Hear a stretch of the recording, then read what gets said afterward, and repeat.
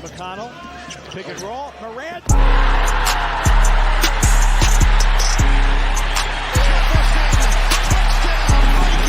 Two-point lead, 35 for Durant. And next, Muhammad Ali. Jackson looking to throw. He does. He's got it. Touchdown, Ravens. The Carolina Panthers flick. Bryce Young. Punching on Giannis. Rejected by Embiid. Derrick Henry still going. Excellent job by Jalen Hurts to get that touchdown. The 6'9" showman is the man who beat the man who... Joe to get the fresh 14 for the Lakers. LeBron! Look out below! Oh my Lord. Oh my Lord.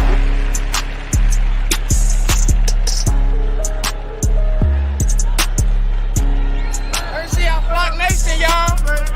Raven Nation, baby. Yo, what's good, everybody? Appreciate everybody pulling up. First of all, before we get into things, it's good to have a guy on my right on a Global Takes podcast, and it's good to be on his show. It's not even just my show that we on the Camper Report and everything. I appreciate you having me on and everything as well and stuff like that. First of all, then it's like I said, it's an honor, man. And like I said, with your channel, it needs less introduction, but let everybody know where they can find you, my brother. You can find me, the Camper Report, on YouTube. I don't know if you have that in the description, but yeah, that's where you can find me on YouTube, guys. I'm trying to get the content out there as fast as much as possible, but it's a little bit hard because during this season, there's not a lot to talk about. And so it's like, what do you, so I'm trying to go around to different NFL, fan bases and like different content creators from different teams and see what they're doing. So it's an honor to have you on as well on the show because you're a Ravens fan and they have a lot going on in their organization as well. So thanks for having me on, man. Thank you for being here. I appreciate you. Yeah, man, make sure you guys go follow Ben. His channel is link is below in my description and everything on my channel and everything.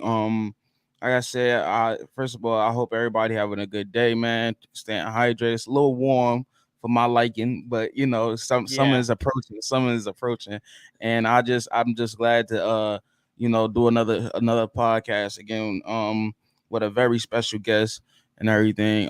First of all, Ben, before we get into the questions and everything, how's your day going? Good?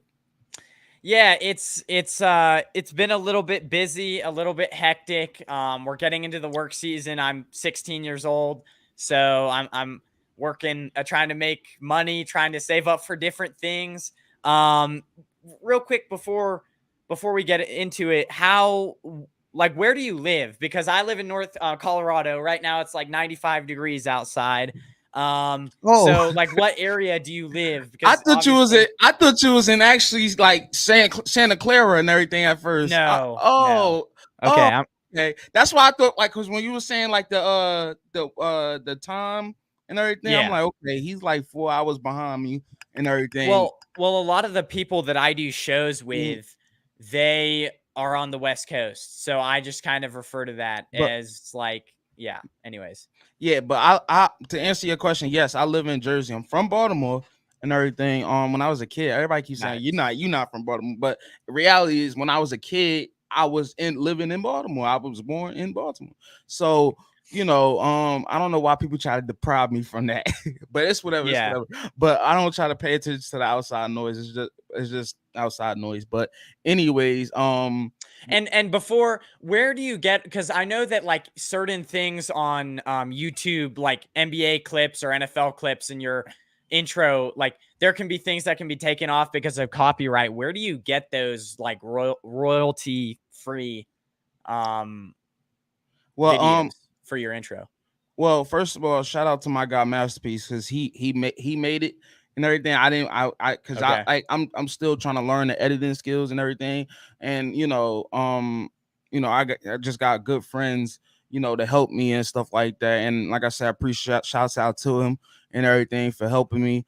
Like that's where you have good friends to step in and everything. What's his name? What's her name? Cinnamon Kiss. I think that's probably what it is. Yeah. In Ocean City, Maryland, as we speak. Oh, okay. That I think I've been there when I was a kid before, Ocean City, Maryland. Yeah. Yeah, man. Like I said, we're good friends. They just do good things for you and you appreciate them and stuff like that. But Ben, tell me though, what made you become a San Francisco 49er fan? Because I adore once again, I adore your channel, man. After watching when you was live with Engraving not too long ago Yeah. and everything. I've been subscribing since then, and like I said, I've been adoring your channel, man. But what made you, before we get into the questions and stuff, what made you become a San Francisco 49er fan? So shout out to Engraven because that guy is so cool. He is a man. I had him on 2 weeks ago. Yes. Yeah, he is a man of the people because a lot of times when you get a guy that big and you DM him on somebody like that on Twitter, they don't respond. And that's why I've been going for like the smaller content creators in Me this. too. Me too. They actually respond. So I take a shot at the big ones, but they usually don't. But this guy literally responded to me like 2 hours later. So that's really cool. Shout out to Engraven. But yeah, I became a 49ers fan because my dad and he used to live in Australia, then immigrated to the United States, like, I don't even, 15 years, no, almost 20 years ago. And so basically when he was a kid, he would watch, because they only had one game a year of the NFL on the TV in Australia. This is the story that he tells. And basically Jerry Rice, and that those whole big years that the 49ers were winning the Super Bowl with Jerry Rice and Joe Montana, he would watch those games of them winning. And he just fell in love with them because they were the only team that was playing on the TV and they were winning. So that's kind of, I mean, that was my dad's story. And then I was young. I started liking them when I was 4, but at the time I liked like 6 teams when I was 4 because I was a young kid.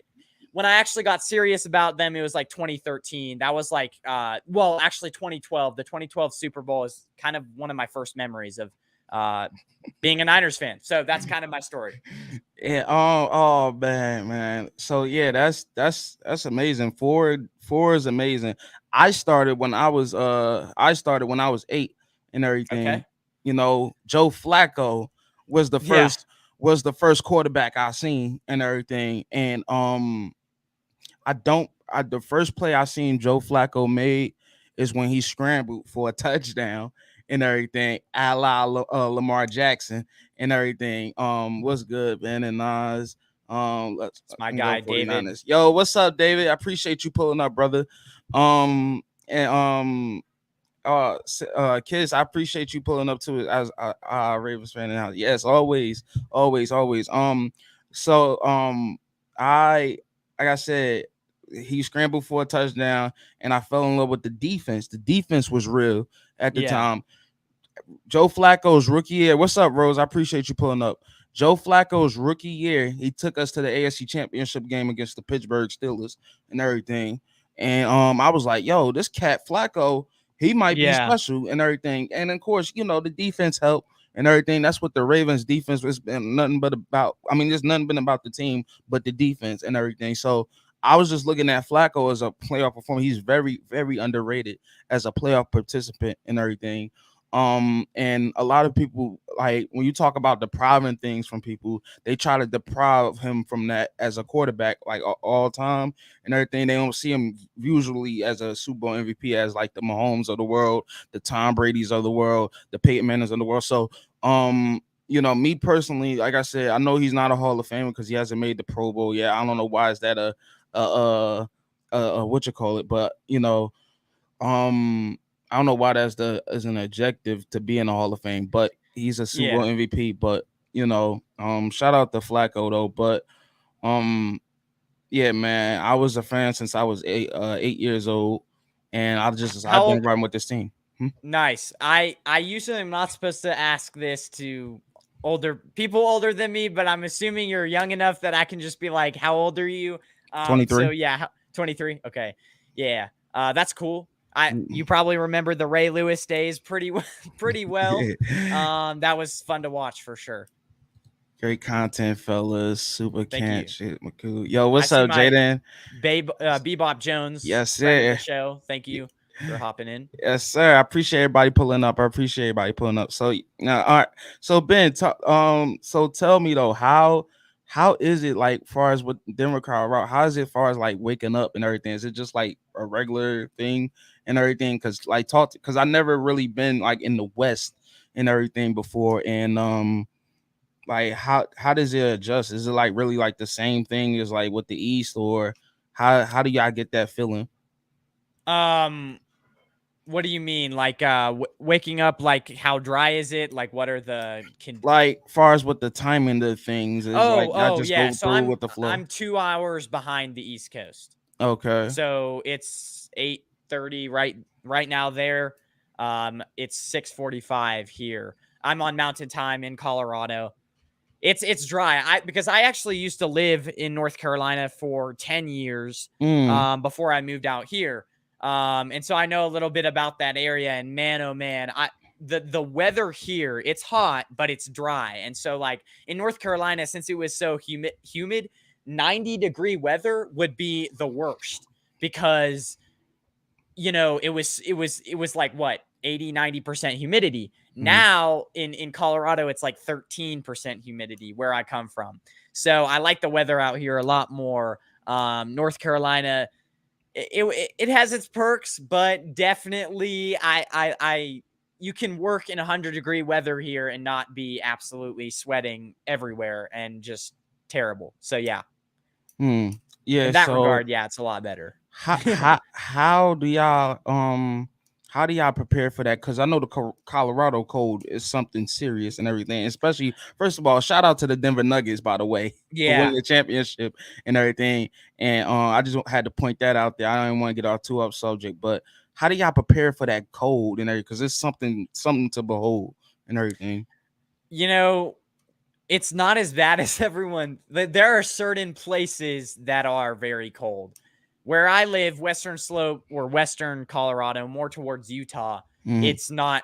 I mean, the temperatures get like at night in the winters, it will sometimes drop to like 5-6 degrees, but it's not terrible. I mean, like I'd say it's not actually that much difference to the East Coast. It's just a lot more dry here, but I mean, right now it's 90 degrees outside. In the winters, it's not like terrible days. Now, there are places like Craig, Colorado. You probably don't know of it, but there are places like that that get really, really cold. But yeah, I don't know what it is with the narrative about Colorado being extremely cold, because there are places you go and it's really actually Not really that it's warm. bare. Oh, yeah. And I know really it's more so of Denver that be cold and everything. Yeah. And everything, like, and stuff like that. Like you said, places that's cold. When we talk about in places like Minnesota, Green Bay, Wisconsin, more so the Northwestern, basically, and everything. Yeah, and more. I mean, Montana is pretty bad too, but not here. I mean, Denver is a lot different because I live 5 hours away from Denver. Denver's a lot different weather. I mean, it rains a lot more there. It snows more there. I'm in a good little zone here. That's what's up. So if anyone has heard of Telluride, Colorado, I live near there. Oh, okay. So yeah, so let's let me see what this is. Minnesota is cold. It's a cold city. Yeah. Yep, Jaden. So let's get into these questions, man. I'm gonna take you all the way back to the NFC Championship game. Okay. Let's talk about Sounds that. good. Let's do it. Man, first of all, my heart goes out to all y'all fans for San Francisco and everything, because from my opinion, from my eye test and everything, I feel like that game would have been a game if I had a quarterback. And oh man, I know that's a touchy subject for y'all, and in the off season, like I said, I don't want to really get too much. It's gonna follow into my next questions and everything. I seen before we signed Lamar Jackson that y'all was interested, and I was like, we need to pay this man. The thing is I don't think we would have been able, like, if we were to pay him, we would have had to literally create so much space with Nick Bosa. Like, we probably wouldn't have been able to re-sign Nick Bosa. I don't think that was ever a possibility. And we mortgaged more first-round draft picks. So, no, absolutely not. Yeah, and oh man, and like I said, how did you? I know that was just a bitter because y'all there, y'all, and you know how many times y'all touched the NFC Yeah. champions, y'all there, and like I said, my heart goes out to all y'all because for lose four quarterbacks. First of all, like I said this in a video a couple of before the NFC championship game. I said, hey, the Niners, they need to go sign a quarterback just in case. I said this right before the game and everything because I said. But didn't they say the week before that Jimmy Garoppolo could possibly be ready and everything? I don't know what happened there and everything, but give me your thoughts on that game, man. Like I said, my heart goes all off. My heart goes all to y'all 49ers fans and stuff like that.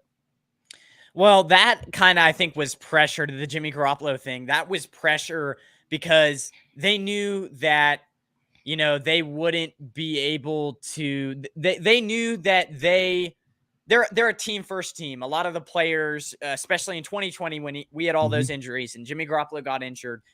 And 49ers fans remember this, but a lot of the players that got injured in the 2020 season came back at the end, even though we weren't playing for anything because we won 6 games that year. The 49ers, Jimmy Garoppolo did not come back at the end of the 2020 season. A lot of people were mad about that because be a team player. So I think by them doing that, they were kind of pressuring him. Hey, we want to re-sign you, but you have to do this and this and this. You have to be a team player. I don't think he was ever going to come back. I don't believe that. I think Brock was playing at weight. The locker room wouldn't have accepted that. And you can't get a guy who's broken his foot and get him right back on the field in the most important game of the year. That was not going to happen. But maybe obviously as a backup, that maybe could have helped. I don't know. The thing is he had another surgery in March or whatever. You probably heard about that as well. I heard about that. So I don't think he was really physically ready. Yeah, I was piggyback on what you were saying. I don't know if he was ever going to do that. But that game was so depressing because, like, I'm starting to kind of get my doubts of maybe the 49ers are kind of like the Packers were a few years ago. We make it to 3 straight NFC championship games. We never can get over that hump.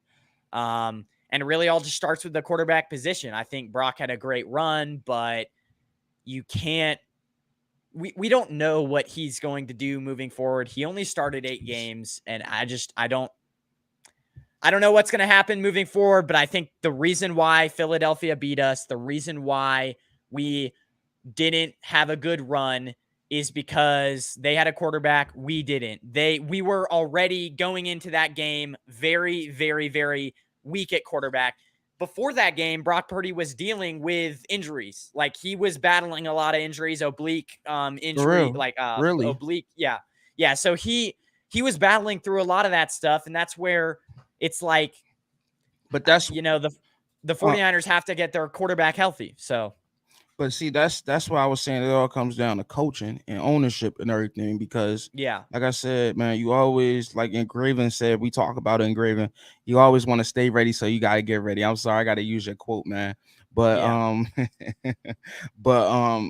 yeah, as far as they should have added a quarterback, man, like right then and there, like I said, man, we was in that same situation y'all in. It wasn't right as bad, but we had Tyler Huntley to step in and everything, Pro Bowler. But anyway, yeah, that was kind of ridiculous. No offense. No. I understand because I don't think he deserved it. I just thought it was comical for me. That's it. But yeah, man. Like I said, I know what that feeling is and everything to lose a quarterback, especially for 2 straight seasons for my starting quarterback, the highest paid quarterback in the league. To miss the last 10 games of the last 2 seasons. So right, man, like I said, and man, oh man, I hope you guys figure that situation out as far as the quarterback and everything. Well, I know it's a battle. It all starts with the offensive line. I'm kind of speaking to the choir here, but there's a lot of unknowns on the offensive line, and especially this next year, it's like that was a big, because I remember in the Seattle game, like week 14, that game when Brock Purdy won, we clinched the NFC West division that game, but Brock Purdy got hit a lot in that game. And it's just, and it's because of the right side. And so now we replaced Mike McGlinchey with Colton McKivitz. We'll see what he does. But that whole right side is a question mark. And the injury to Brock Purdy came from the right side. And it's like, I strongly believe if you're going to beat the Eagles next year, their offensive line has to step up and take that next step, because that's really, I mean, the reason why we lost that 2020 Super Bowl was because of the offensive line.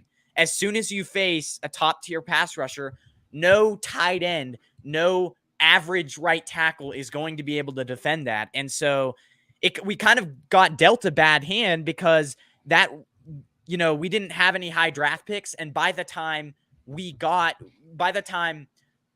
our pick came up, there was nobody really that good on the board left, in my opinion, to draft a right tackle. So we still need to shore up that position, in my opinion. And we'll see what Colton McKivitz can do. But, and again, we passed up on DeJuan Jones in the 3rd round. We could have drafted him. He right tackle out of Ohio State. If you know who he is. I think he went to the Browns. Yeah, but there was questions about him too. I mean, how well is his mobility? And so we'll see. But there are things that the Niners could have done to shore up their right side of the offensive line a few years ago. They haven't.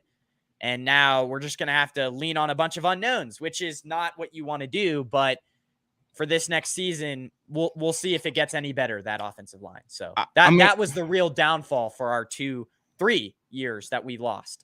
I believe in John Fars with the Giants. I really never really believed in him, but I think with y'all now, I believe he's going to elevate his level of play. John Feliciano and everything. Yeah. I think that was a solid pickup for y'all and everything. And I believe down the line of the season, going into the season, I think y'all will add a tackle. Like I said, man, if I had to choose my NFC team, it would be exactly the San Francisco 49ers. Like, if I had a favorite team in the NFC, because I love Kyle Shanahan. I love the fact that D'Amico Ryan got a head coaching job and everything with the Houston Texans, who I just think they treated black coaches so horrible and everything in that organization. And like I said, I hope he brings some success with CJ Stroud and the crew and everything. Having said all that, D'Amico Ryans, when you're coaching up a quarterback, you need a new quarterback. You need a guy who's a strong leader, and D'Amico Ryans was exactly that. I can't wait to see him succeed.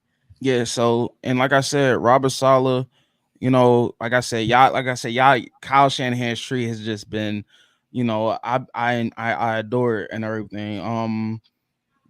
For Robert Saleh, I feel like he's gonna take a huge step as a head coach this year and everything. He did a damn good job again with y'all. I think that was 2019 and everything when he's with y'all. And so like I said, y'all coaching the coaching tree, even with Mike Shanahan and everything, and just the Shanahan family has done, a sensational job. But to my next question, how high is the 49ers ceiling, even with the question at quarterback?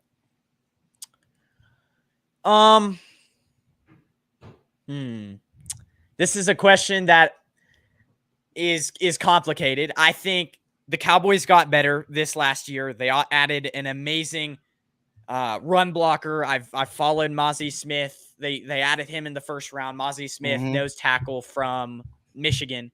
That's my favorite college football team because of Jim Harbaugh. But they added that guy. And the thing that kind of set the 49ers apart from the Cowboys is they were always able to run the ball really well on them.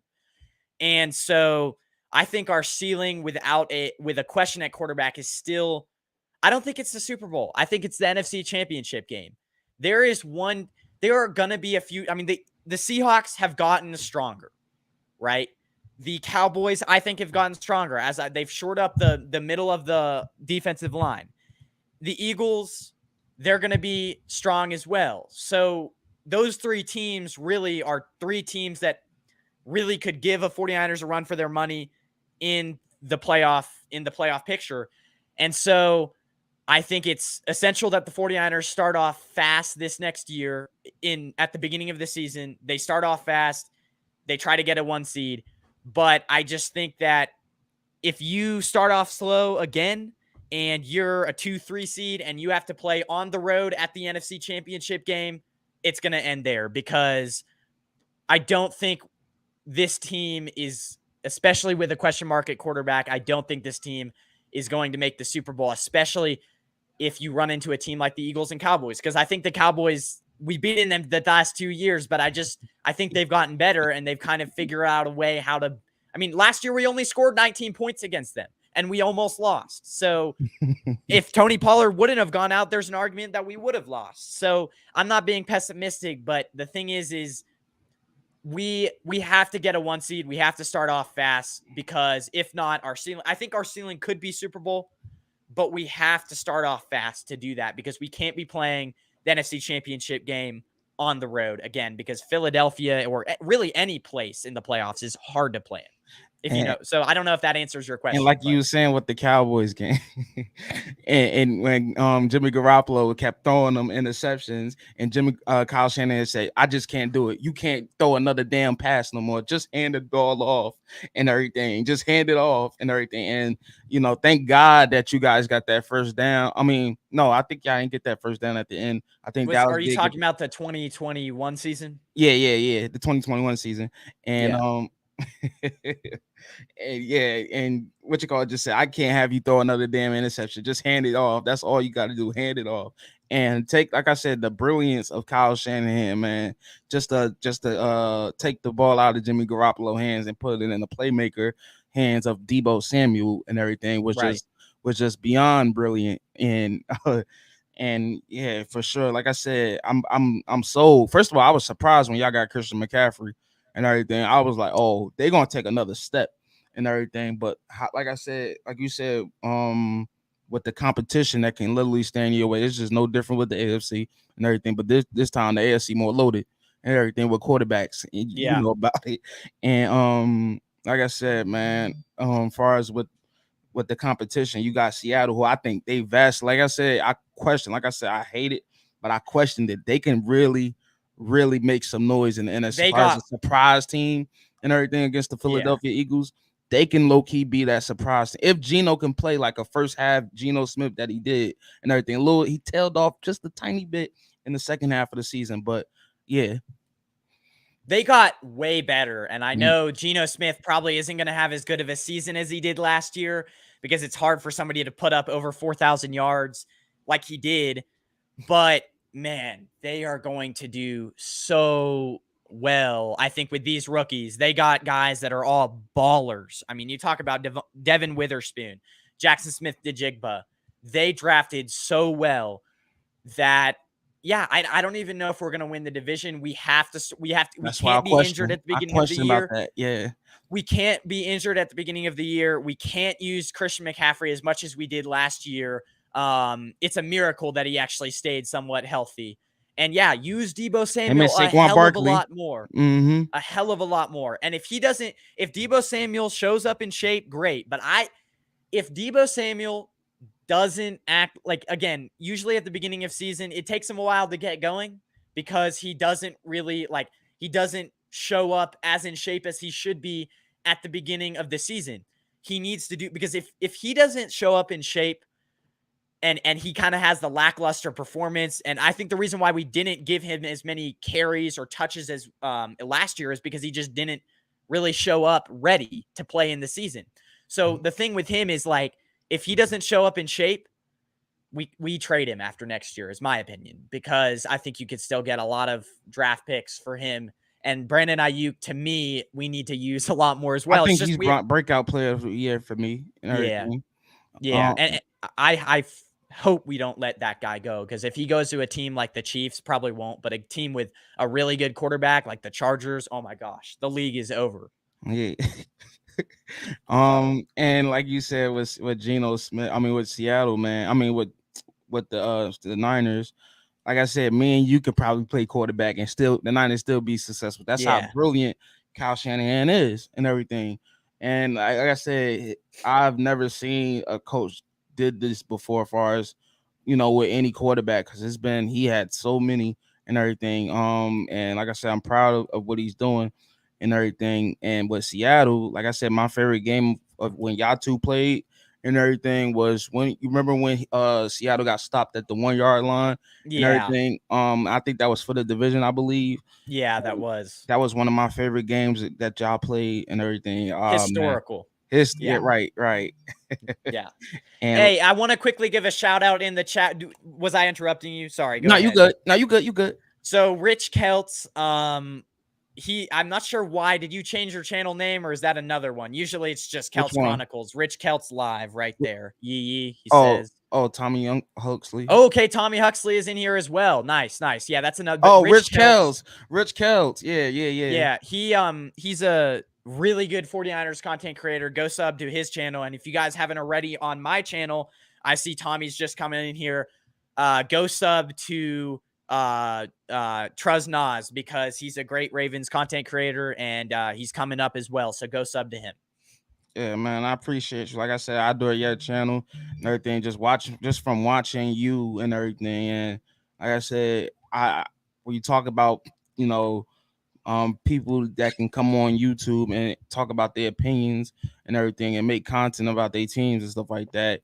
You and Graven, and I forgot it's another team. Another team that I just watch and stuff like that. Like I said, Thank you. man. Like I said, y'all growing and everything, and you got people like me that can learn from y'all and stuff like that. So I appreciate y'all, man. And make sure you guys go follow Ben on his description is his channel link is in my description lower in my description on my channel. So that brings me to my next question. 49ers offseason prediction. I spelled it a little wrong, but yeah, how do you feel about this? Are you this? meaning go ahead. Sorry. I was saying, like, how do you feel how this offseason went, man? Like far as like even with the draft and stuff like that. I'd rate it a B. I at first in the draft I was kind of a little annoyed because I hate the Ravens. Yeah, okay, another game that real quick before we get to that topic. That's fine. Another game that I want to point out that pissed me off so much playing you guys was the year we made the Super Bowl. The 29. Yeah, 2019. That was so annoying. Justin Tucker gets on everybody there. Justin Tucker gets on everybody. And in the rain, and then the Lamar, and we've gotten a lot better at containing mobile quarterbacks. That's why I'm scared to play out this year. I'm scared to play out, especially going to Santa Clara. I don't think Lamar has never really been, like I said, when you talk about stadiums and everything, big stadiums to go play in. Santa Clara, oh my goodness, man. That stadium, man. I'm hoping we're gonna be on our A game and everything. Traveling to that West Coast and everything, northwest. Late in the year too. Yeah, late in the year. Like you better hope that Lamar is healthy. That's what I'm saying, man. Like, because y'all defense is something special. Them boys, especially adding Javon Hargrave. I know you about to get to him too in this question, but oh my God, bro. Like, we got Tyler Linderbaum, we got Lonnie Stanley. Like, our offensive line can somewhat, maybe, possibly, give Lamar a couple of seconds. But it's gonna be fun because if it was anything like that one game a few years ago, that's gonna be fun. The thing is I hope that you don't cook us because the problem was that year was, the QB, what is it? It's like the fake handoff and then the run. Is it the QB option? I don't. The read option. Yeah, the read options were just killing us all game. I think he ran for like over 100 yards that year. Who was that one player he crossed over? Yeah, I kind of do remember that. I feel like it was. I want to say. He crossed over a lot of people, but there was one iconic moment that I don't think it was Greenlaw. I don't think it was Greenlaw. I feel like it was a defensive lineman, like Buckner or something like that. Yeah, something like that and everything. It was ranked. Like I said, the ball. Ooh. Yeah, that'll be fun. That'll be fun. I hate Lamar playing it. I hope it ain't raining this. I hope it don't rain. But Lamar, like I said, his record in the rain and it really compromised him sometimes. Like I remember the one game, like I said, I don't want to veer off the subject, But I remember one game he played against the New England Patriots when Cam Newton was at quarterback, how they just shredded us apart and everything in the rain. Oh my gosh, man. Like, and that I'm trying to think what else crazy weather game he was in. I think that was probably it. But I will say the 49ers are not good at playing in rain games. Oh, with the Bears. They're good at playing in the cold. With the but Bears. The rain is tough. Yeah, that's not good. Yeah, Week 1 sucked last year. If it's raining again and everything in Santa Clara, because it was in Baltimore last time, and I was trying to go to that game, I couldn't make it because the weather was so bad in Maryland and everything. But man, oh man, bruh. Whoo. Like I said, I can't wait. I can't wait for the season, and that's one of the games I got circled on my calendar. But go ahead, Ben, on your offseason prediction. Yeah, I kind of, so you're saying rate the offseason that we had this year, right? Yeah, the offseason, as far as even with the draft. You know, okay, so like I was saying before, didn't love it at the beginning, you know, but that's always how every fan, like, here's the thing. The draft has so many players that it has like 300 players that could go in the draft. And really, you can only, for somebody like me, a school kid, you can really only scout like 60, 65 of them, 70 of them. And so that I think I did like 60, 65 this year. So there was a lot of players that, you know, I wanted them to get and they didn't get. Like there was a guy from TCU, Trevius Hodges Tomlinson. He's a nickel corner that I really wanted them to get, and they didn't. And so like there were some things that I would have changed about that draft. Obviously, drafting a kicker that high, that was a little ridiculous, but I get it. There was probably a team in the 4th round maybe looking, and they were like, we need to take him now. And he's a good kicker. Jake Moody, Michigan, was super clutch. Just great for them. Yeah, the kick. Yeah, oof. And I mean, he won a lot of games for us. Again, I'm a Michigan fan, and I remember last year, the week before we played Ohio State, the blowout in Columbus, he against Illinois kicked a game-winning field goal there to keep our playoff hopes alive, and that was clutch. So he's a clutch kicker. So again, day after the draft, not that happy about it, but the pick that I was really happy about was Jair Brown. He's probably going to start year 1 at weak side safety, or and so he's going to be a great guy. And I actually would rate our draft like a solid B minus, because it wasn't great. I think we could have invested a lot more into the offensive line, but I also think there were a few players that I was like, I get it. I really like the D Winters pick. I mean, he probably will be a practice squad player to start, but that wasn't a bad pick, the D Winters. I mean, that's a guy from defensive end / linebacker from TCU who literally completely ruined that Michigan playoff game.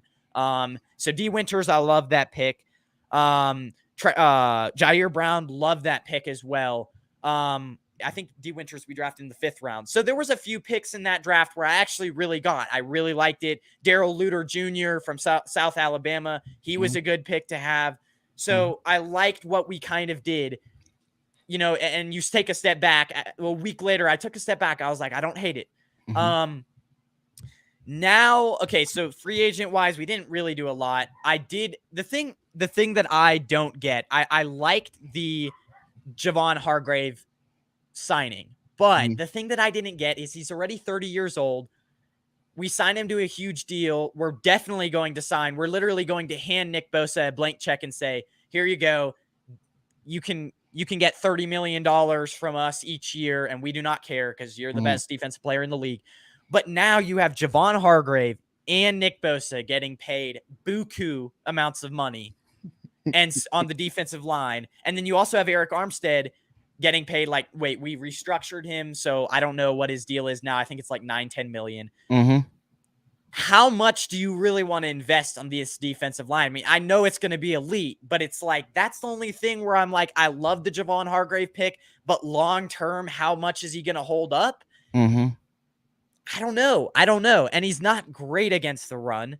He's a really good pass rusher, not great against the run.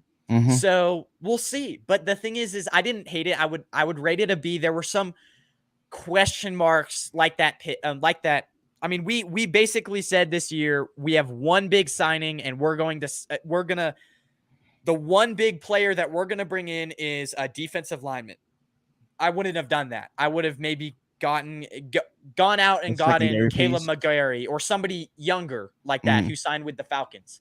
I would have gone out and gotten a guy like that who is younger, 26 years old, and we need some youth. We're becoming old. We are a very old team. So that's the only thing I would have done differently. Maybe not invested that much money into the defensive line, but I get it because it's going to be scary. So Yeah, and like I said, the only thing with the question mark on the defense, because I really rarely question it because your pass rush makes up Yeah. for it, is the secondary and everything. You had people before. I'm a big fan of Tella Hufanga, huge fan of Tella Hufanga. I hope he takes another. I hope we talk about breakout players. I hope he takes another leap and everything in his career. I know you was mad when Jaquiski Tart dropped that interception against the Rams, that man, was in the championship game. So you talk and I don't know where Emmanuel Mosley went. I'm not sure. He went to the Lions. He went to the Lions. Yeah, Yeah. like I said, Detroit gonna be, like I said, you talk about teams of competition. Like, oh man. Well, that's another team. Detroit could be interesting. They upgraded majorly on their secondary. Manuel Mosley and CJ Gardner-Johnson. And Cam Sutton from the Pittsburgh Steelers and everything. Hey man, like I said, this could be very, very interesting. Like I said, I wish the season was next because man, it's gonna be a beautiful thing. Yeah. And yeah, man. So like I said, I was okay with y'all all season. Like I said, you still got pieces out there and everything. The Commanders are willing to trade for if you really invest in it, or willing to trade Chase Young. Like I said, I know you said you really ain't trying to invest in the pass rush like that. You want to get stuff like secondary, but you got Fred Warner, you got Greenlaw, and then I believe in them. We have a young linebacker coming up, McCrary Ball, who absolutely balled out in the preseason last year. So I'm excited for him as well. And I'm huge on Drake. I'm huge fan on Drake Jackson and everything. I think he was from USC. USC. Yeah. So like I said, I'm hoping he takes a leap in his career. Like I said, when I look about that defense and everything, it starts and stops in the trenches and everything. It's just like Philadelphia's. It starts and stops there. And man, like I said, if y'all can really put it all together and everything, yeah, you're an old team. But if you could trade for somebody like a Chase Young, maybe a Marcus Peters is in the forecast and everything for y'all and everything. I would love for him to go somewhere like that and everything, and then having to play him. Oh Lord, have mercy. But yeah. Well, and Tommy Huxley has a great comment. We have a young secondary that's huge. The O-line is relatively young, except Trent Williams. Yeah, but that's one of the most important parts on your offensive line. And I mean, as far as Super Bowl windows go, we better start to maybe draft a left tackle or look at left tackles next year, because I think really Trent Williams really has 2 good years left in him. Yeah. So the window, I'm not saying this team is still the most talented team in the NFC at its best, but I'm saying the moves that we have made, it's good, but it's like the window, it's slowly closing. We have a few more. I strongly believe we have 2 good years left. If we don't get it right with the quarterback position this year, we better get it right next year, because man, we do not have much time. I don't believe so. But I mean, Hargrave did have 67 pressures. I'm not saying he's a bad player. I'm just saying I would have liked to see them maybe go out and get but then again, it's like maybe not. Maybe that was that was a good signing. I would rate that signing very well. Yeah. Me too, man. And I feel bad and like I said, y'all play against a team week 1 and everything who had offensive line troubles and everything. I still think they got to fix some more pieces on the offensive line. The Pittsburgh Steelers, Javon Hargrave's former team, so that's a revenge game for him and everything. And with that middle, Kenny Pickett is so young, and I don't think he's never faced a pass rush like that. They started to kind of build their offensive line. I mean, they got a really good player in Darnell Wright from Tennessee, right tackle from Tennessee, the Pittsburgh Steelers. That was a really good pick. And I mean, that guy, his form, his technique, he's gonna do great for that team because he held his own. I mean, he allowed Will Anderson to have one pressure, the top defensive lineman in the country, one pressure when they played Alabama last year. That was a big reason why Tennessee won that game. So yeah. Yeah. All right. So my next question. Speaking of the quarterback position, who do you want to be the Niners quarterback moving forward? Trey Lance. I mean, every fan wants it to be Trey. Really? I thought it'd be Purdy. It's just Well, that the 7-0 thing run. is okay. I love Purdy, but it's like we invested more in Trey Lance. Like Purdy, whatever we get out of him, great. He was a 7th round pick. We traded 3 first-round picks for Trey Lance. And I know both guys are really good guys. Both guys are hard workers. But truthfully, for me, if Trey Lance, because we invested so much in him, because this guy seems like, I mean, I know Brock Purdy was a great story as well, is a great story as well. But Trey Lance getting no offers at quarterback at a D1 level and then getting drafted to the NFL. And really, the last 2 years has been dealt a very bad hand. Got injured, wasn't his fault last year. The year before that, he was sitting. The year before that was the pandemic year. So for Trey Lance, it's just like It hasn't he really needs been. a shot. He needs a shot. He has had like 4 starts. He needs a shot at greatness. And so as far as story-wise goes, I like Trey Lance so much because he's a guy that we invested our time, we invested our breath in because we traded 3 first-round picks for him. So that's why I would probably say Trey Lance if he can develop right. And if Brock Purdy, they say he wants to come back week 1, he's going to come back week 1, but you're telling me that a guy coming back week 1 off of a major UCL arm injury. injury, yeah, a major arm injury is going to play well week 1 with having no off season, no football action for quite a while, and he's going to come in, start week 1, and he's going to play well. I just don't know how much faith I have in him to play well right away. And so that leaves Trey Lance. You know, if Brock Purdy doesn't play well the first 2 weeks, we have a bad start, the 49ers will just say he's not ready. So they go back to Trey Lance, which I think will beat out Sam Darnold. I don't know if there's a question there. Yeah, I'm done. They said Sam. I think I seen something this week. I'm sorry to cut you off, but I seen something this week that Sam Darnold has a little edge and everything. I'm scared. Like I said, me and you probably could play quarterback there, but I don't know. I don't know about Sam Darnold. I don't know. I would have to see it.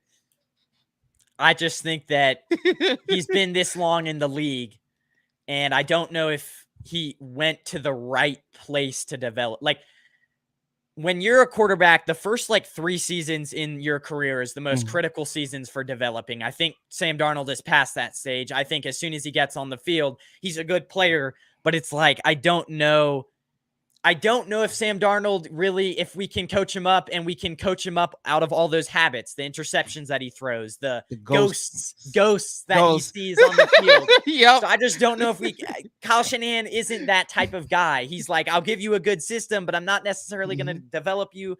I don't really think that he's that type of guy. So I think Trey Lance is going to start. Again, like I said, if he starts like week 3 and he just balls out, we might never go back to Brock Purdy unless Trey Lance isn't that good. But I still think this kid could be really good if he just gets 2 or 3 games to see what he's made of. I mean, is that all? Is that too much to ask?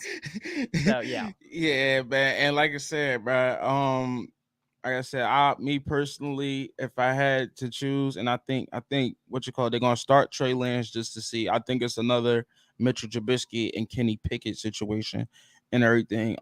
Yeah. If Trey Lance slips up and everything, Yeah. it's the same. I feel like I'm gonna put Trey Lance in the same tier as Jordan Love and everything because he's never really had that chance to start. I think he has the same amount of starts as Jordan Love. We'll see what Jordan Love does and everything to be. I'm guessing they will think he's the successor for Aaron Rodgers and everything. Yeah. But I've seen, like I said, I don't want to get off topic, but with Jordan Love, I seen him against Philadelphia. I don't know, it kind of looked a little good. Hey man, like I said, but with Philadelphia, what they did last year, they made more games compelling than they already is and everything. So I said, hey man, which I think is a chance and everything for y'all to make some noise and everything because they give teams so much a chance to win and everything. But back to the Trey Lance situation. I feel like for me, I feel like Brock Purdy. I would love to see Brock Purdy continue on his greatness and everything. Because for me, I don't count that NFC game loss and everything for him and everything because of the injury. And he's 7-0 as a starter. And oh my goodness, man. And if he can continue on, because when I'm watching him, moxie in the pocket and everything, just confidence, just making all the represent throws and everything and stuff like that. And his mobility is not in question. So I'm looking at all that in consideration. Like, yo, this dude, he might be all right. I think they could win a Super Bowl with this cat.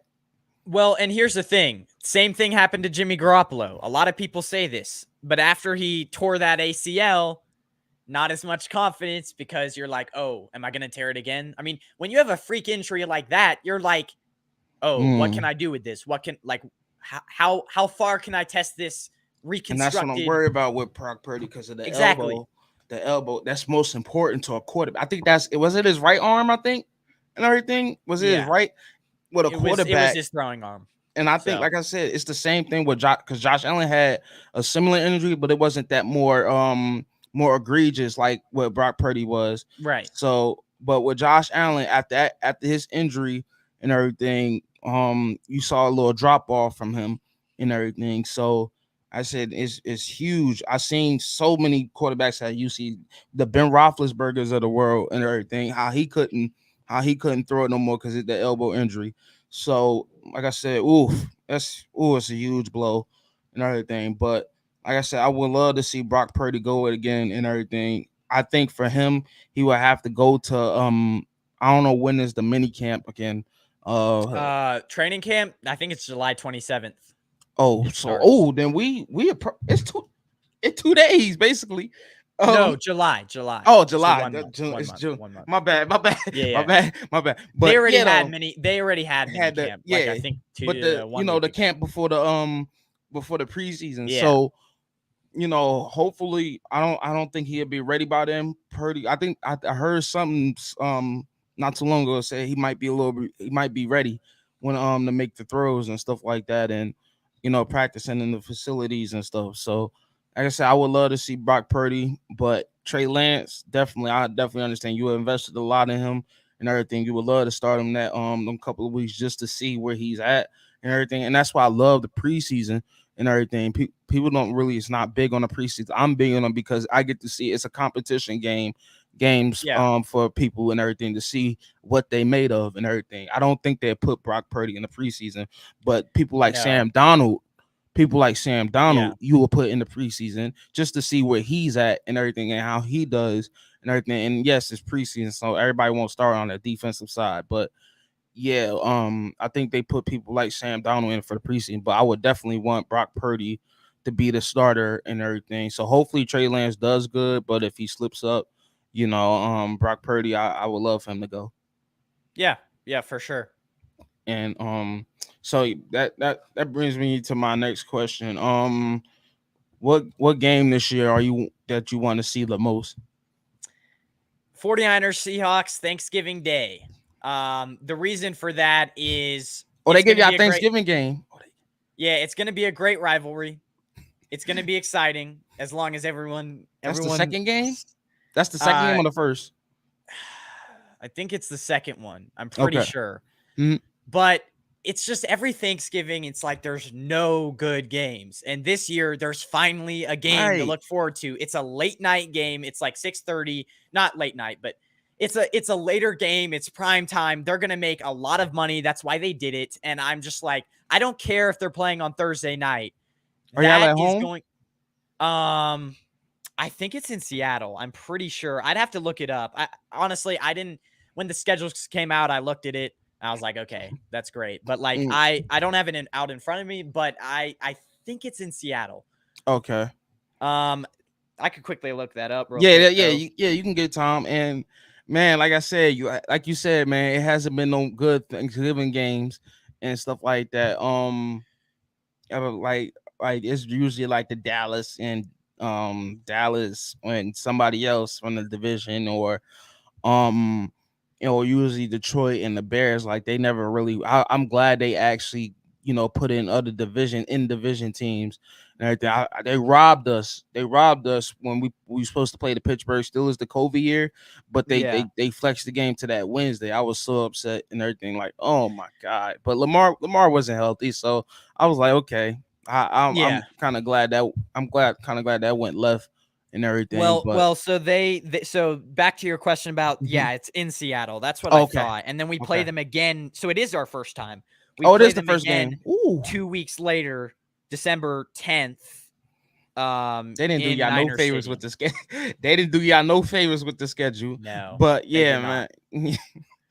We have like 3 straight road games, I think, in a row, which kind of sucks. But don't be because we got it bad, man. We gotta play Jacksonville. We gotta play, and I think that's in Jacksonville, I believe. And we gotta go to the Chargers Stadium. Oh my goodness! Back to y'all. That's not a bad stadium to play in because the Chargers don't have many fans out there. So you guys will probably take that stadium over. Exactly. Yeah. I don't know why that is. I don't know. It's more. I think it's more. I believe. Oh no. Even when y'all played the Rams, it was more 49er fans in the stadium. I'm like, why is that? Why is that? The mayor had to make a rule against fans buying tickets out of county, and then they obviously revoked that rule because it's illegal. But the governor literally had to restrict them from coming to the game because it was so bad. That's how y'all was beating them all over here. I had all the fake. Like, that's how y'all was beat because y'all was like, oh man, like the series between y'all and the Rams. I don't know what it was, but every time McVay went up against Shanahan came out on top, and we see why, because they could not catch a break even at home and everything because y'all invaded the Rams stadium and everything. Oh my goodness, man. Like, I think that was one of my favorite years watching y'all and the Rams go at it and stuff like that. And then it was a heartbreaking loss in the NFC Championship game and everything. I know you was upset when Garoppolo just flicked it. And oh my gosh, I was upset. Aaron Donald, like I said, we really need to question Aaron Donald to be one of the greatest defensive tackle, interior defensive linemen of all time, because he's just something special and everything. But oh man, I will say, so I have a question for you. Do you think Lamar Jackson stays healthy this season, and do you think he returns to that MVP form? Because you guys were almost unstoppable. And another question: what do you think of your new offensive coordinator? Because that I've heard a lot of good things. He obviously was the offensive coordinator at Georgia, and that offense was also really good. So it's like, what's your thoughts kind of on that whole situation? I want to ask you that. Yeah, and I appreciate you throwing in the questions to me too. But my thing is, I think Lamar will return to MVP form, because when we talk about most valuable player, I don't think it's just my opinion and everything. I just think for myself and everything at this point. I feel like no quarterback in this league has been asked to do more and everything than Lamar Jackson for his team, because when we talk about the 2021 season and everything, we was decimated with the injuries. But how the hell we was the number 1 seed for 12 straight weeks and everything in AFC? So I'm taking into account for that. Last year, like until Lamar got hurt last year, we was the number 1 in the division and everything until Lamar got hurt. And then Cincinnati, they came up on, like I said, I'm looking at it like this, man.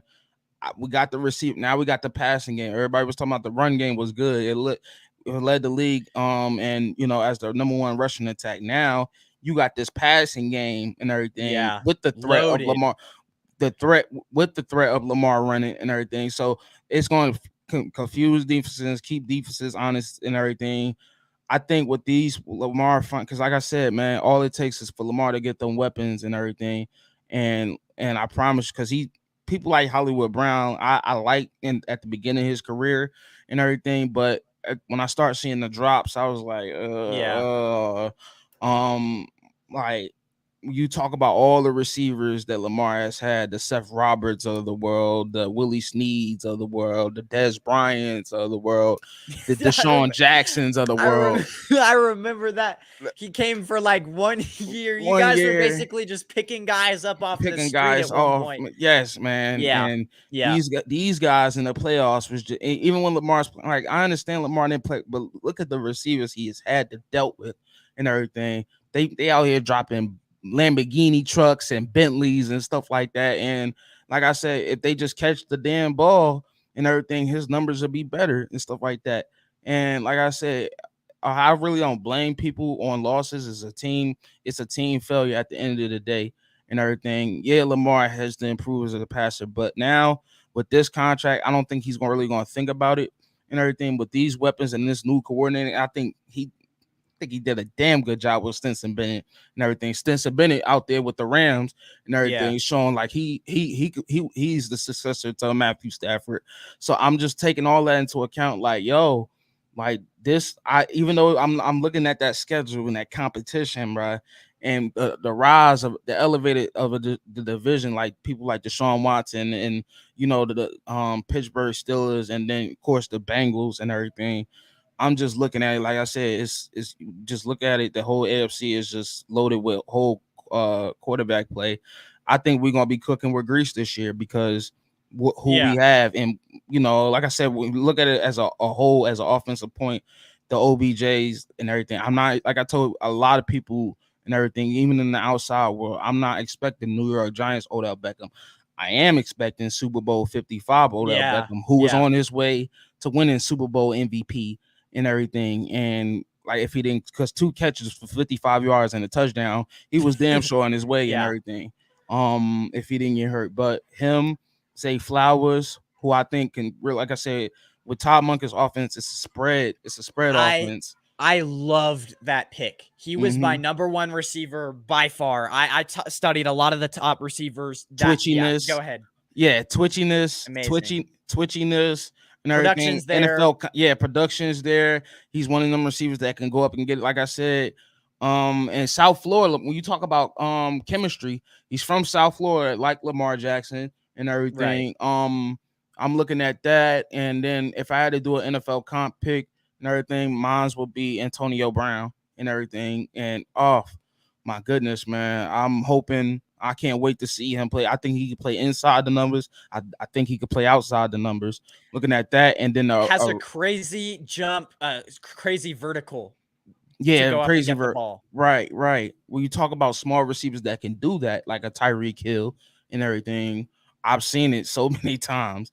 And I remember. You remember? I don't really mean to get off subject, but do you remember when I played the Chiefs in 2019? I think it was a regular season game.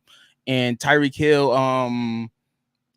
went to go. I think was that child of the Texans and everything, that he jumped up high and everything on 2 defenders and everything.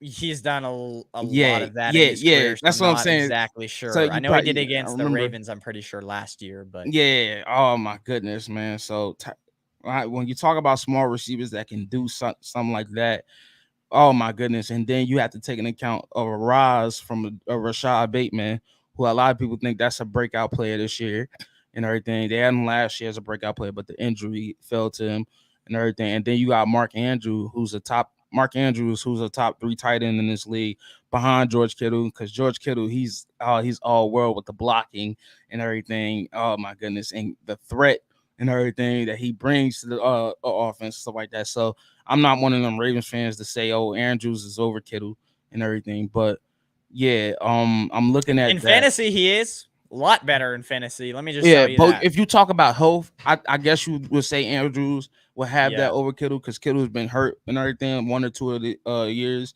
of the last 2 years. But before we move on, I just want to quickly give a shout out to the Long John podcast here. That's my brother Joseph. He's just starting out his channel. So guys, if you guys haven't already subscribed to his channel, go and check it out. I tweeted it out the other day. It's a lot of he has a podcast usually coming out once a week. Go show him some love. yeah, I would really appreciate it. The Long John podcast. Just look that up on YouTube. So Yeah, definitely, and I definitely will subscribe after this. What you call it, long jump. yeah, Yeah. So yeah, shouts out to him. But yeah, I'm looking at this team, and then J.K. Dobbs, and like I said, like you said in your what's your thumbnail about the running back market, yeah, man, oh man, with J.K. Dobbins, he's one of them guys that you don't win because of. Like I said, you got them guys you win because of, like a Saquon Barkley or a Nick Chubb or Derrick Henry and everything. And yeah, so I'm looking at that. I feel like if he breaks out this year and when he's healthy, he's an amazing back and everything. I think he's one of the most underrated backs in the league. And I got huge pom poms for him. So I'm just looking at it from this team and everything. I think Lamar can return to his MVP form. I think he will run less and everything like he says he will and everything. And I don't think he's passing for 6,000 yards. Like, come on, dude. Come on, dude. I mean, I think he was just being he was doing one of his little trolling moments and yeah, everything. But we all, for all seriousness in the sports world, we all know what he means and everything. I believe he will have returned back to your question, answer your question. I think he will return to his MVP form because you got so many weapons, and then you have the threat of him taking off and everything, which you never knew when it's going to happen and stuff like that. So even with the coaching, like you said, with Todd Monken and everything, hey man, playmakers, you never can have too much of them. yeah, exactly. Exactly. I completely agree. They have depth in that receiving core. So even if Beckham goes down or whatever, they're gonna have guys to step up in there. So Yeah, so and then yeah, they went in on the wide receiver court this year. Like I said, I'm proud of my Ravens and yeah. everything. Nelson Aguilar, the Laquan Treadwell, the guy Demas and everything from Maryland. Him, Dante Yeah. Demas. Yeah, it's so many. Oh man, I'm just proud of what this team is trying to do. I think Isaiah Likely and everything, how he stepped up last year. It's so many pieces that I can go and look around his team on his offense and like, okay, I think this guy can get it done. I think this guy, like, that's why I'm so proud of EDC. He took a huge step from last year and everything because he really didn't invest in the wide receiver position last year as what he did this year. And I don't know how you feel about it, Ben, but I think yeah, Odell might be a little overpaid, but at the same time, we was desperate and everything. We was desperate as a team to bring in somebody like him who I think can still get it done at his age, like people like him and DeAndre Hopkins and everything. OBJ, I don't think he's a top 10 receiver. I don't think he's a top 50, but I think he's one of them dudes that can probably still get it done at his age. And we've been having so many of them kind of dudes that come in late in their careers, and some of them showing up, and then some of them they don't show up. But with OBJ, I believe in him. I always believe in him, especially as an LSU receiver. You know how they get down with them. Yeah. Yeah. So hey man, hopefully, yeah, we be good as far as offense. I agree. The Ravens, that's why I bring in I trust your opinion because it's like, yeah, I know them, but it's always better to bring in a guy who's a fan of them and follows them a lot closer. So yeah, good input. Yeah. So basically on the next question, so this brings me to my next question. What NFL player you think is going to break out this season? It could be on your I think team it's too. gonna be T. Higgins. I think, I think he's in a contract year, I believe. Yeah. But Yeah, yeah, him he and is. Jamar Chase. Mhm. Contract year. I know that Jamar Chase is great, but it's like T. Higgins is either going to get paid or traded after this next year. So that's one guy. I would say I'm just trying to think right now because that's a loaded question. Rookies wise, I would say I think Quentin Johnson, receiver. I'm looking at the receivers a lot. Rookies wise, Quentin Johnson and hear me out. If Keenan Allen, and I mean, they've always had a lot of injuries on that receiving core. I mean, by week 5, he could be the number 1 receiver. But So look, that's a are you guy. sold? Are you? I'm sorry to cut you off, but are you sold on Brandon Staley and everything? I've Not seriously really, but questioned. here's the thing: there could be a time in the season when this guy. I mean, they got rid of what's his name? They got rid of Austin Eckler. There could be a time in the season where this guy is getting 50% of the targets, Quentin Johnson. So he's a sleeper. And then you also Garrett Wilson's a guy who, Zay Flowers. Yeah. You want me to say the No, Ravens Almighty receivers. Finesse comment. He says, I don't think he's really the guy that. I mean, he's not going to be getting the main targets maybe later on in the season. So it's like, I don't know if necessarily him. It's It so depends much. It depends what you define by breakout. But I'm trying to think again. I said Brandon Ayuk. Me personally, I've said Brandon Ayuk for me and everything. I think he's that close to being that breakout person. Quarterback wise, I think it's going to be Daniel Jones. I really do think that he's going to take another step because I think this guy could be. He has more receivers this year. That was a big problem last year. He's getting Brian Daboll was a major part in the Bills' success. Yes. In the last and this last year, they didn't take because their offense was good to start, but then it kind of the rest of the league. Who, the Bills or the Giants? Oh yeah, the Bills. So I'm talking about. So basically, I'm talking about how detrimental Daboll was to that Bills offense and how good he is going to be going into year two. Year two, now Daniel Jones is getting more comfortable with the offense, but you're also talking about what Brian Daboll did with Buffalo and how good of just a coach he is, because Buffalo started off really well last year. But I feel like towards the end of the season, they didn't have the legs to go the rest of the season because I just feel like the league kind of caught up to them a little bit and they weren't as creative as the years passed. And that's why they lost to the Bengals in Buffalo, which was weird. Frankly, I think they need to adapt a little bit more to their situations because they're like a team. They're a dome team. They need to adapt to the cold weather. They're not that type of team. And they play in the cold weather a lot of the time because they're obviously north.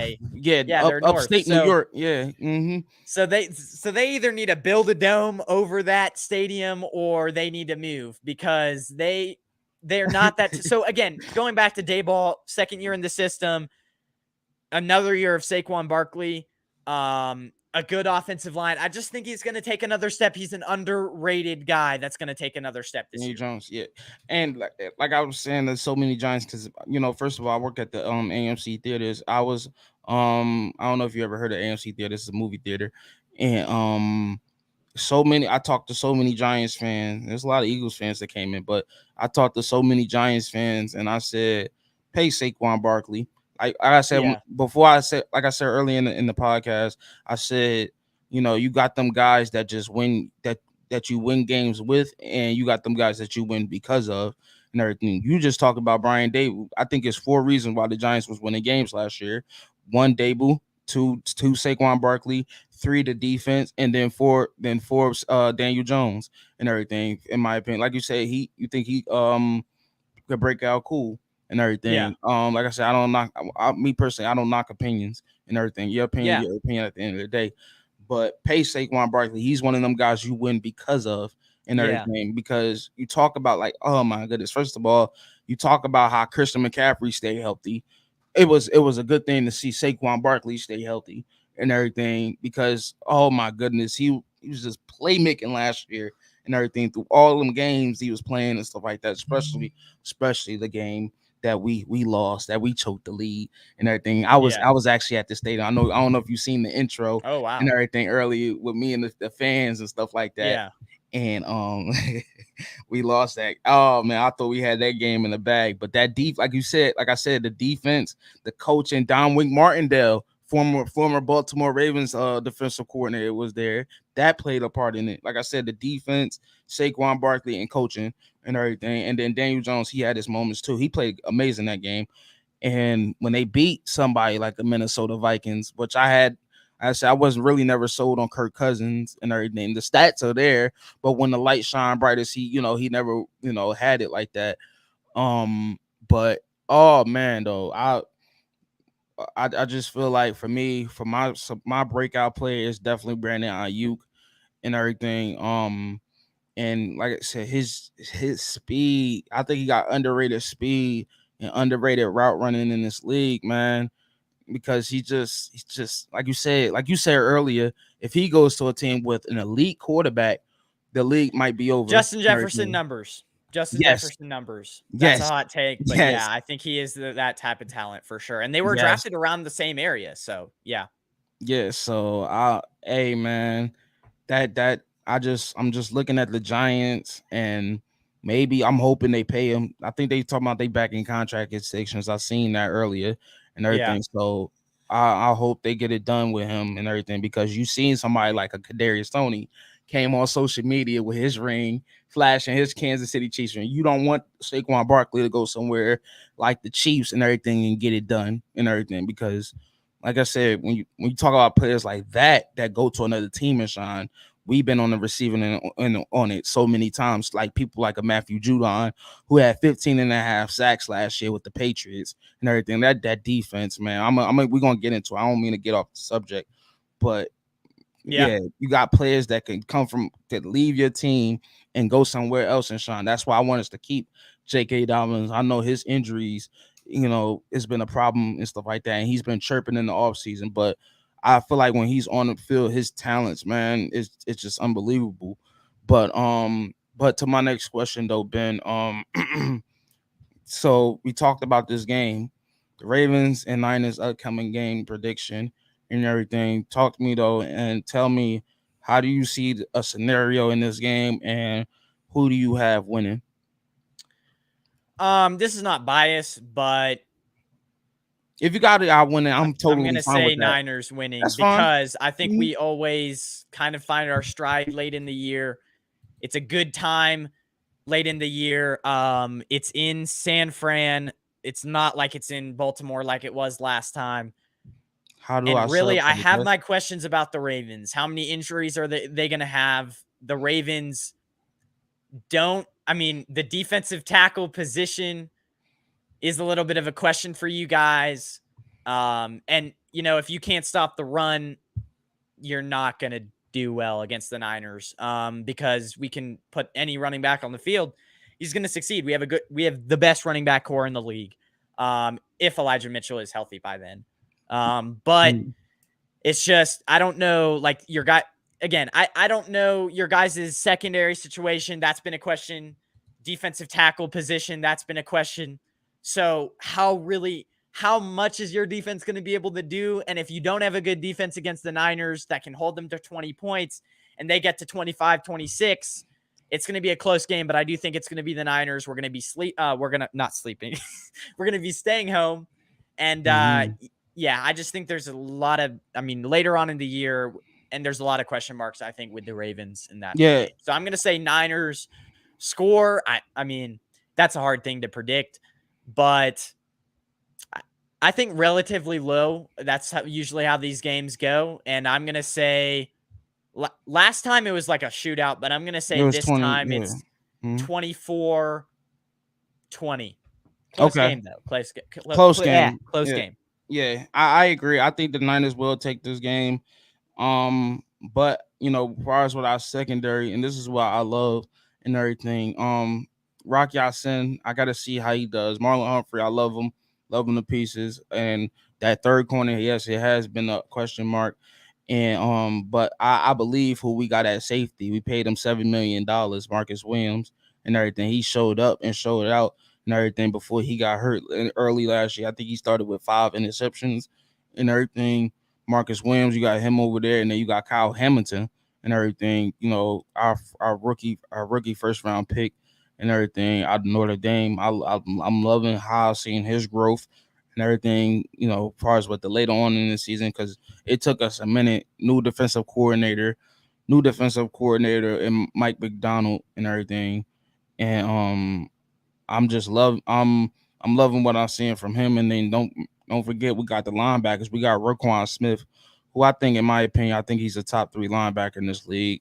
Patrick Queen is on the upcoming and everything. And like you said, the pass rusher is a question mark and everything. David Ajabo, I believe in him and everything. You just talked about the offensive Yeah. line, y'all offensive line and everything with the far as the right side and everything. And shout out to David Ajabo. His first very play was a strip sack on Joe Burrow the last week of the season and everything. Yeah, so I'm not really sold on the Dolphin way. Hopefully they bring back up somebody like Justin Houston. Hopefully they get somebody like a Chase Young. I just hope the Ravens just keep on building on with this defense. But I do, to answer your question, to answer the question, I do think the Niners will take this game. Similar to what your score is, I think they will win 24-21 and everything. I just hope 49ers fans just hope it don't come down to a field goal and everything, because you talked about Justin Tucker and everything. He's just been so unbelievable and everything. And I'm glad we as a team has got him. But man, I'm excited to see. Like I said, I circled this game on my calendar and everything. I'm willing to see it and everything, because it's always a classic when the Ravens and 49ers play, stuff like that. It goes back to where him and Jim Harbaugh used to go at it Yeah. and Yeah. everything. And it's good to see John still in the league. But yeah. Real quick, Rich Kelts Mhm. saying, how do I sub to the guest? I'm actually a guest on his show.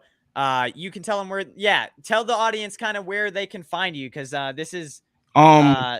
great Okay. content So creator. yeah. So I know they comment on your side. So you guys can find me at Trust Nas 8 and everything. I can put it. I think I could put it in the comment section and everything. Oh, Trust underscore Nas 8. Hold on 1 second. Yeah, no problem. I'll read some of the comments here.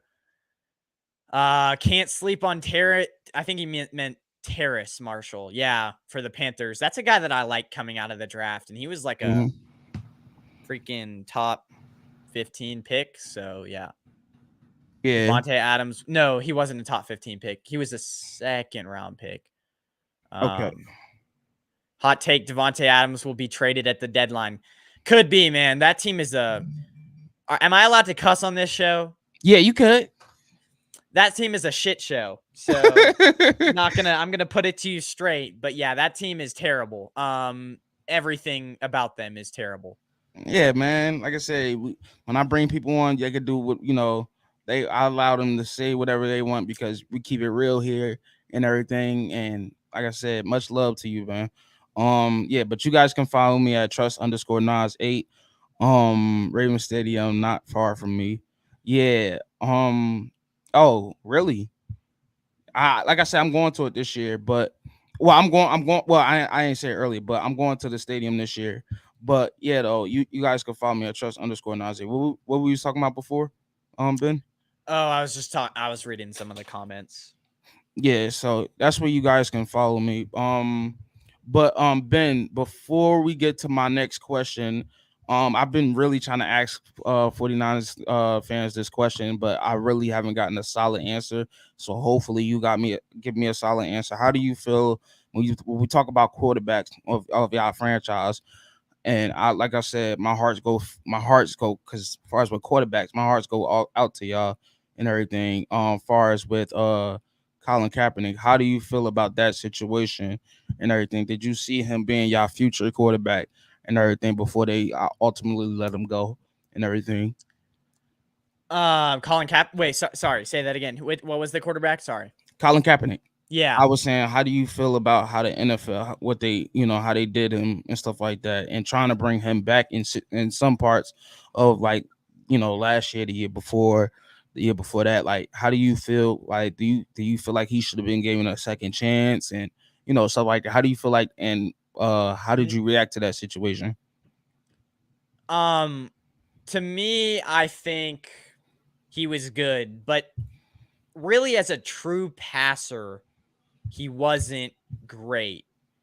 I think the highest completion rate that he had in his career was like 63%. It wasn't, but he was just so elite at running, and our defense was so good but again, he kind of did get caught in a bad time, because after Jim Harbaugh left, it was like Chip Kelly, Jim Tomsula, just like terrible, terrible. It's just, yeah, I think he maybe should have, but I think with a different regime, and again, I was talking about Sam Darnold. early in your career is the most really critical times for development. And I think when Kyle Shanahan got brought in, it's just you can't develop a guy at Colin Kaepernick's stage of his career. You couldn't develop him anymore.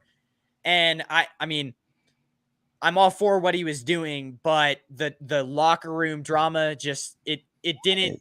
We needed a fresh start. We needed a new culture. We needed a fiery culture. And yes, I stand.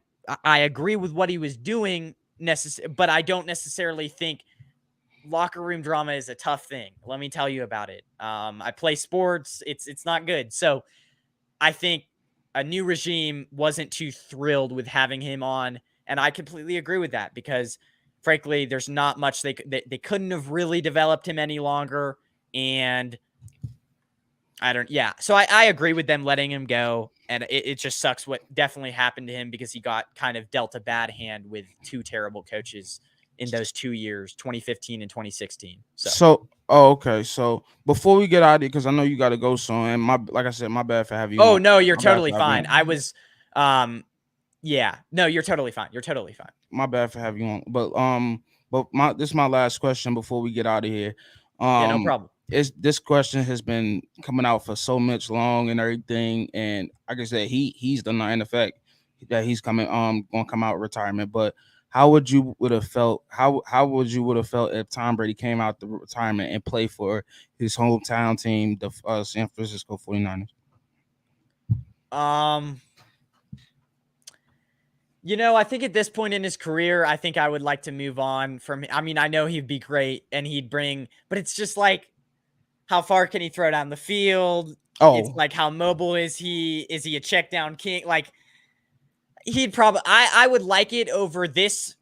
Like, I would like him coming on our team over this question mark at quarterback, if you know what I'm saying. But I just don't know how far. I don't know if we could win a Super Bowl with him at this point in his career. I mean, you never know. You never know. Like I said, I think he. First of all, I think far as what last year how the Bucks did, I think he would have been in a way better position and everything with y'all than how the Tampa Bay Buccaneers did. Because when you talk about somebody like a Brock Purdy and everything, and you talk about how their situation is almost similar and everything, you look at somebody like Tom Brady and you be like, okay, that if he has success with New England, he has success with Tampa Bay because he had good coaching. You talk about good coaching, Bruce Arians and everything, not Todd Bowles, Bruce Arians and everything with the Buccaneers and Bill Belichick, of course.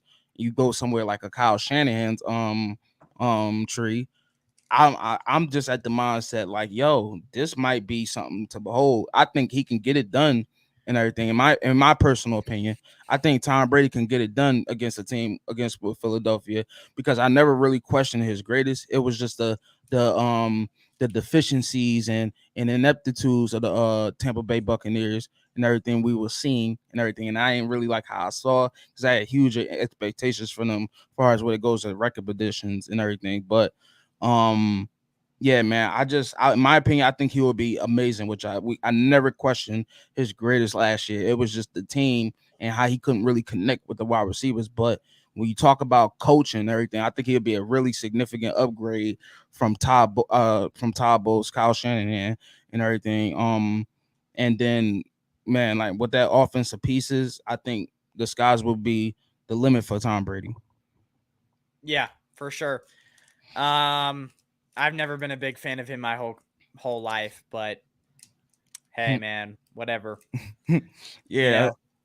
So but yeah though, but before we get out of here, Ben, bro, it's been really an honor to have you on, brother. It has been amazing thank you for having me on, man. No, thank you for being on, man. And I thank you for having me on the Camper Report because it's like I said, it's not only the Global Takes podcast, we're doing it on his channel too and everything. Hopefully, maybe someday you can have me on your show in the future and stuff like that. Like you had engraving and stuff. We'll have to figure something out. Maybe the week that Niners Ravens week potentially. Yeah, I could do that. It's tough right now because not a lot to talk about. So maybe sometime in the future for sure we'll work it out, man. Yeah, please don't hesitate to shoot me a text, bro, and everything. But yeah, before we get out of here, can you just let the podcast know where they can find you one last time? Like I said, at least less introduction because you've been so great on YouTube and everything with your content, and I appreciate you and everything. This really coming from the heart, man. That for being on here. Well, I appreciate it, man. Go sub real quick. Anyone who's still watching this, which all of you should be because this has been a great show. It's But been everyone who is still watching this, go sub to Trusnaz 8 on YouTube. Great Ravens content creator. You won't be disappointed. But you can go find me. I don't know why I'm just a few times nah, today. you It's good, been you like, good, man. yeah. I do it sometimes myself, Yeah. but go ahead. You guys can go find me, the Camper Report on YouTube. And then I'm sure you have this in the description as well. Camper One Report at the Camper One Report on Twitter, or you can just type up Benjamin Kamperman with a K. But I mean, it'll probably come up either That's way. what I said. Yeah. Yeah, it will. Yeah. So, but Benjamin Good. Kamperman with a K on Twitter, and you should come up with me as well. And then obviously I'm doing this around, I don't think I've mentioned this to anyone yet on the show, but I'm doing this like around the league series, basically around the league series where we go around the NFL and we interview different content creators from different teams, because obviously in these dead summer months, we need content. And so I'm going to go around and I'm going to find out about each person's Me too. fan Me too. base. Me too. Me too. Yeah. So check us that. I mean, I'm gonna be this week. I'm gonna be on with 49K podcast on her channel. Steph from 49K podcast, great channel. I'll be on there, and then I'll be on Saturday with a Falcons content creator, Jew Talk Sports. That should be fun on my channel, and then potentially on Friday with a Ravens content creator as well. So guys, thanks for having me on, but that's basically my streaming schedule for the week. And yeah, and mine's is for this week. I'm pretty sure, I don't know if you know, he told me he knows you, Camper, but this week I'm having franchise on. His name is Big Play Slay. Yes, And sir. I've had everything. him on twice. Oh yeah, so I'm have him on this week and everything. We talk about Nice. other teams and everything.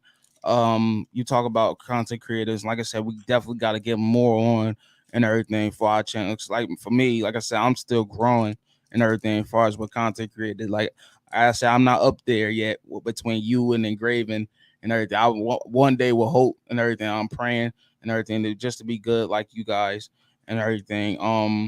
And have a You're good good. Just people on keep and doing stuff, your thing. man. Keep putting out content. Sorry to interrupt, but Nah, keep you putting good, that content, because that's really what did it for me. I started like about 4 months ago saying, okay, I'm going to try to put out like 4 or 5 videos a week. I'm going to just try to churn it out, put out content.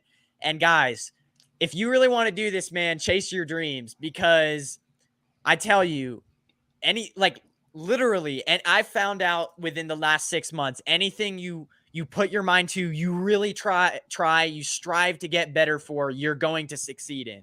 And that's what I've learned in any facet of life. Don't have any distractions. If you really want to chase this dream of yours, go out and get it, because don't let anyone tell you can't. Don't let anyone put you down in sports, in just any facet of life, because you can do it. You can do it. That's what I've found out the last 4 or 5 months, and it's refreshing. So sorry to cut you off there. No, you good. Just keep doing it, man. You'll get good, there. Camp. Yeah, you good, Camp. Man, look. So before we get out of here, I had one huge announcement. In October 20th, 21st to the 23rd, and this is during the NFL season. I'm going to Baltimore, Maryland. My hometown. I'm going to the Detroit Lions game and everything. I will be doing a podcast live from my hotel there and everything. I'm gonna try. Hopefully, the Wi-Fi is good and everything. The Wi-Fi is good in the hotel there and stuff like that. I'm gonna try to bring on some guests. It could be you at the time, Camper, hopefully, and everything. We'll try to schedule a time there and everything. But yeah, man, like I said, I'm definitely trying to get more people on and stuff like that, even if it is the same people. I don't care. I love having people on that I like, just adore their content and everything, just like yourself, Ben. Yeah, But just yeah, call me man. Ben, man. Ben, yeah, Ben, I'm Ben, fine Ben, with yeah, whatever. Ben, yeah. But yeah, though, man. Like I said, I appreciate you being on here, man. Yeah, thanks for agreeing. Well, shouting. Give me a call, text, whatever, anytime. Yeah, And man. yeah, this has been fun. Yep. All right, guys. Peace out. Have a nice night, guys.